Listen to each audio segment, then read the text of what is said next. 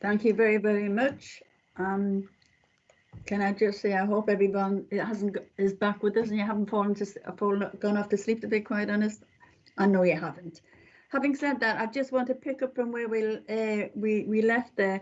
I want to make sure that Susie knows that we are all very pleased with her amazing young mayor's report, and thank her once again for all the work that she's been doing. So I hope you heard that, considering there's something wrong with the sound, Susie. I hope you heard that. Thank you very much.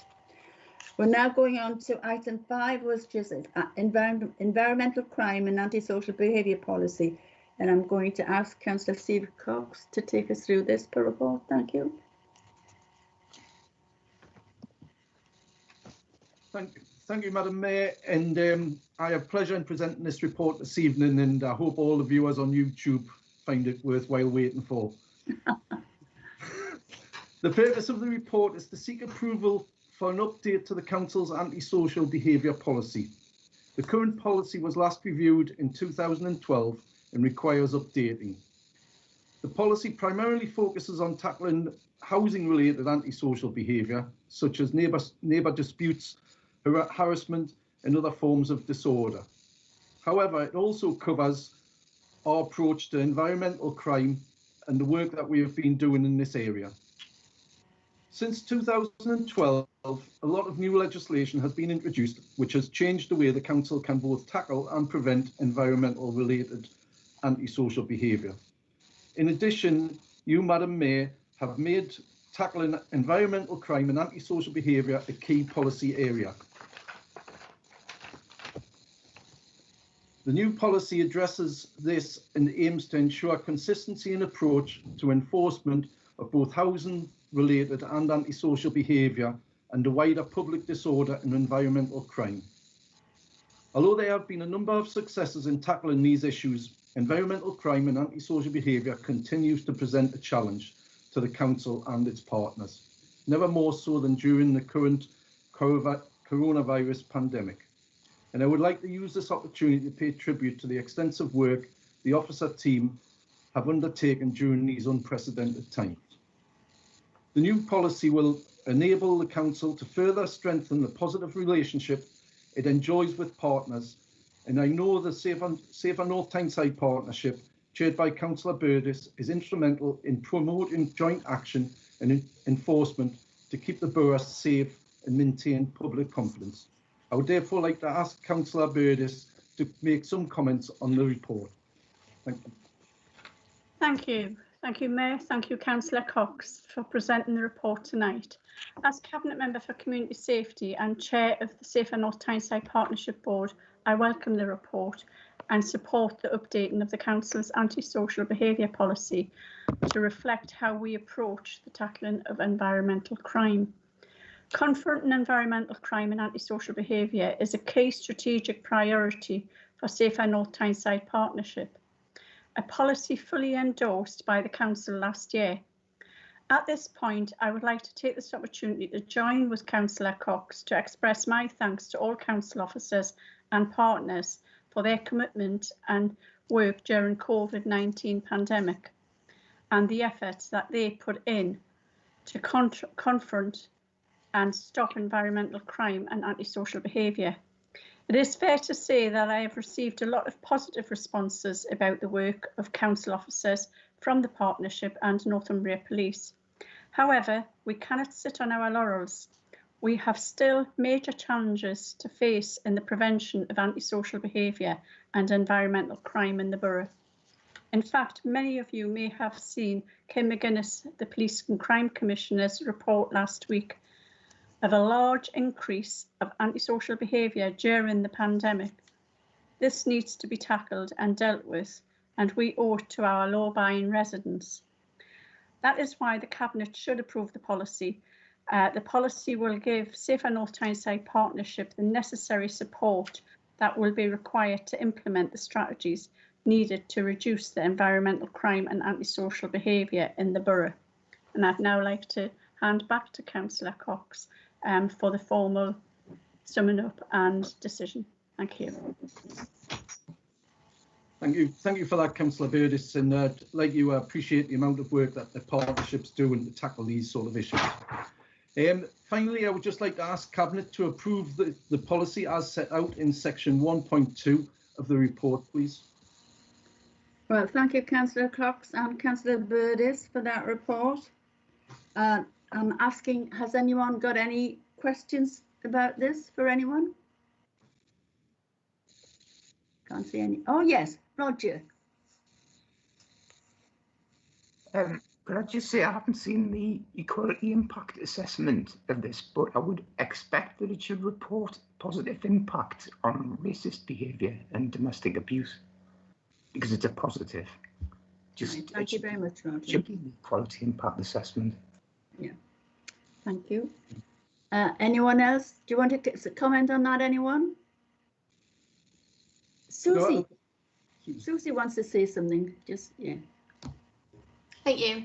I'd just like to say I support the report. Young people are just as much concerned about the amount of dog dirt, litter and fly tipping as well as the damage to trees. We must all do our bit and take responsibility for the care of the borough.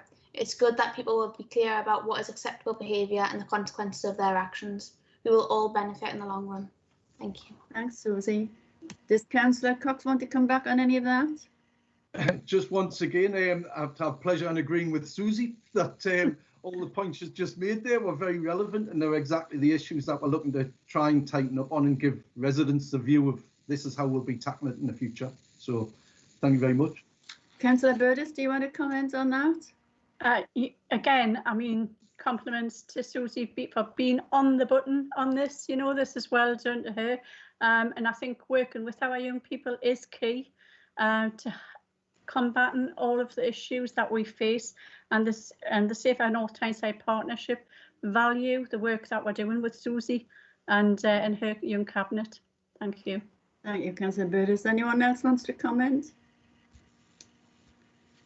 Well, I would just like to say, to be quite honest, it's important, as far as I'm concerned, that all of us remember to look after the place where we live and care for each other, because North Tyneside is a great place to be. It's a great place to live and work, but at these particular times, we need to remember to care for each other and look after the place that we all love. Thank you very much. Can we approve that report then? Great. Great. Thank you very much. We now go on to item 6, which is the confirmation of renewed articles of 4 directions, Preston Park, specified streets within the Spanish Battery in New Quay and Tynemouth Village. And I think the person to speak to that is Councillor Pickard. So over to you, Councillor Pickard. Okay, thank you, Mayor. This report informs Cabinet of the feedback received to the consultation on 4 draft renewal Article 4 directions and seeks Cabinet approval for the confirmation of those directions. Article 4 directions are legal tools available to local planning authorities to remove permitted development rights from land or dwelling houses so that certain developments, such as small extensions, cannot be undertaken without first obtaining planning permission. These are effective tools in conservation areas where the cumulative effect of many small-scale developments can have an adverse effect upon the character and appearance.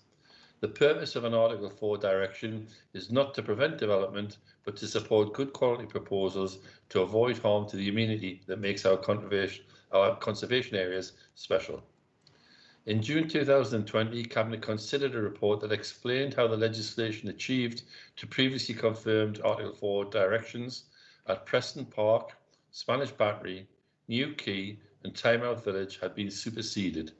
Cabinet agreed at that meeting that the 4 directions should be renewed to reflect the current legislation and be subject to the statutory consultation with owners and occupiers. The consultation took place for a period of 6 weeks between August and September, using the approach set out in the report. Prior to the consultation, engagement took place with the ward councillors on the proposed consultation approach. 6 residents engaged in the consultation, and in all cases their engagement was an opportunity to provide clarity on the draft renewal Article 4 directions, and no objections were received in response to the consultation. Should Cabinet agree to confirm the renewal Article 4 directions, they will be brought into effect at the earliest opportunity following the Cabinet call-in period. A letter will be sent to all affected owner-occupiers to inform them of the confirmation, and copies of the confirmed directions may also be sent to the Secretary of State. Confirmation of the new Article 4 direction is recommended to ensure their continued effective interpretation and implementation, thus allowing the authority to fulfil its statutory duty of preserving and enhancing the affected conservation areas. I recommend the Cabinet approve the recommendations set out under paragraph 1.2 of this report and agree to confirm the identified Article 4 directions. Thank you. Thank you, Councillor Pickard. Has anyone got any questions for Councillor Pickard on that particular report? Any comments then? No. Therefore, can we agree this report then? Agreed. Agreed. Thank you very much. The next report is climate emergency update, and I think that's Councillor Johnson. Over to you, Councillor Johnson. Thank you, Mayor. The authority has a long and proud track record of working hard to protect the environment and reduce harmful greenhouse gas emissions. Cabinet received a report on the great progress we've made in reducing the carbon footprint of the authority and the borough in November of last year. Since then, we've achieved further reductions. The carbon footprint of the authority for 2019-20 is now reduced by 46%, and the carbon footprint of the borough for 2018 is now reduced by 40%. We are well on our way on meeting our accelerated target of 50% by 2023. The authority is clear on its commitment to tackle climate emergency and has taken a number of steps since November 2019 report to Cabinet. These are set out in the report, but some of the highlights include establishing a climate emergency board, a £500,000 business case to install LED street lights that have been approved and installations will commence in January 2021. Renewable energy investment opportunities on the authority's buildings and land have been identified. The redevelopment and decarbonisation of the Kilnwood depot site is progressing. Air source heat pumps will reduce primary gas consumption by around 60%, and we anticipate that on-site solar PV electricity generation will help to reduce demand from the national grid by between 80 and 90%. Secured provision of grants for upgrading North Tynesyde's taxi fleet so that they are compliant with Tyneside Clean Air Zone, due to come into operation in 2021, and expanding the range of materials that could be included in curbside recycling to include pots, tubs, and trays. During the past few months, we've developed an action plan to reduce the carbon footprint of the borough, and we are proud that we have been able to work with so many key stakeholders across the borough in doing so, particularly under such trying circumstances, and I thank them all for their contributions. And of course, we continue to work with our young elected representatives to shape our plans, including our climate emergency action plan and our work around waste, recycling and reducing single-use plastic usage. I therefore ask Cabinet to improve the recommendation within section 1.2 of the report, and I look forward to returning to Cabinet next year with a further update on this important work. Thank you, Councillor Johnson. Has anyone got any questions for Councillor Johnson? No. Mark, Councillor Hall, did you have a question? No.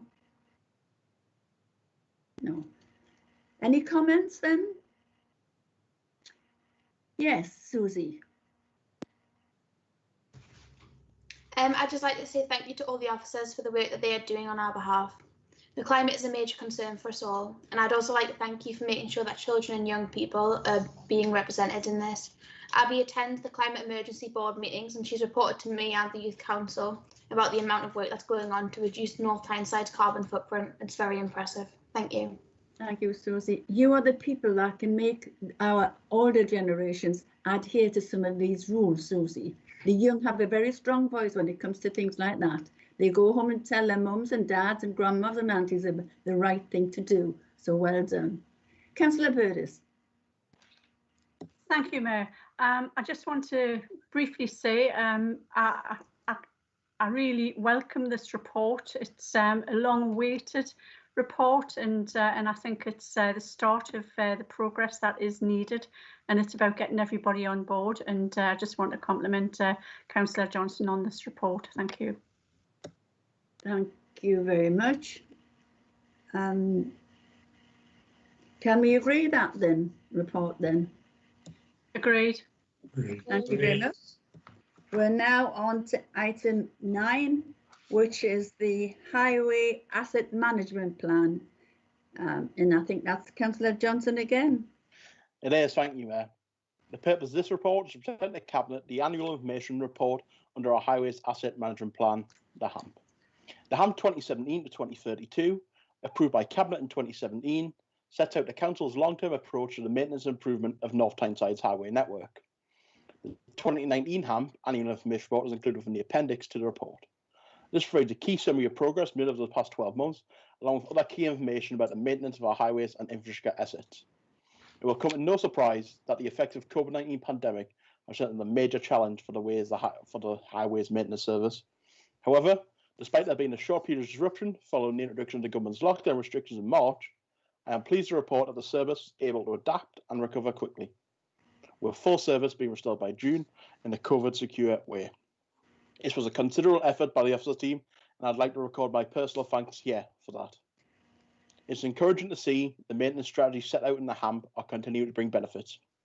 Over the past 12 months, the overall condition of our state roads has remained in general good condition, and the maintenance backlog remains under control. Our residents have told us that the footpath maintenance remains a high priority for them. In response to this, we have continued with our efforts around the improvement of footpaths and have increased investment in this area of work. This has led to further visible improvements of footpaths across the borough and positive feedback being received by residents. The information report contains a range of other information related to the Highways Maintenance Service, including the innovative work to explore newer services and materials, which will contribute to the work we are doing towards addressing the climate emergency declared by full council. The additional and continued financial investment in highways we have made in recent years has been of enormous benefit to improving the highway network. However, as I have previously said, this cannot continue indefinitely, and the government's funding model for local highways authorities is simply not sustainable. It continually leaves local highways authorities, such as ourselves, having to make local decisions to tackle the funding shortfall. I am sure this little HAMP report will assist Cabinet in making future decisions on highways maintenance, so we continue to maintain our highways and infrastructure in the most effective way with the funding available. Cabinet is therefore asked to note the contents of this report. Has anyone got any questions for Councillor Johnson on this particular report? Any comments? Well, I would just like to congratulate the officers and the workforce who very quickly got back to business, because I go out for a walk regularly. Well, I go for a walk every day, to be quite honest.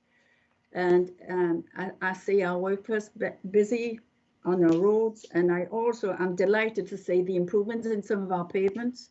But as you say, I think there's still a long way to go, Councillor Johnson, but it's really, really important, to be quite honest, particularly when we're encouraging people to go out and walk for their health reasons as well, to be quite honest. So thank you very much for that report, much appreciated, and I look forward to further improvements. And we will actually lobby the government for better funding to do much more, because it is needed. Thank you very much. Anyone else want to comment?